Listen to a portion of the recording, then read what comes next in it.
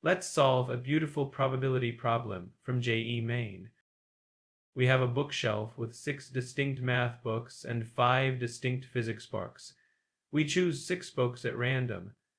X is the absolute difference between the number of math and physics books picked. We need alpha, the mean of X, and then find 77 times alpha. Since m plus p equals 6, the possible splits are m equals 1 through 6. Note that m equals 0 is impossible because we only have 5 physics books. So x takes values 0, 2, 4, and 6. Total ways is C11 6 equals 462. X equals 0 means 3 math, 3 physics. C6 3 times C5 3 equals 200. X equals 2 combines 2 cases. 75 plus 150 gives 225. X equals 4, 6 plus 30 gives 36.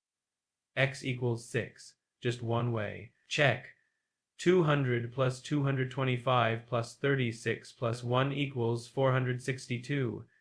Perfect. Alpha equals the expected value of x. That's 0 times 200 over 462, plus 2 times 225 over 462, plus 4 times 36 over 462, plus 6 times 1 over 462.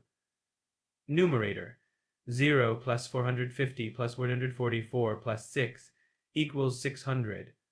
So alpha equals 600 over 462, which simplifies to 100 over 77.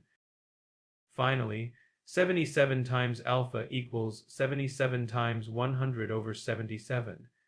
The 77s cancel beautifully. The answer is 100. And that's it. The answer is 100.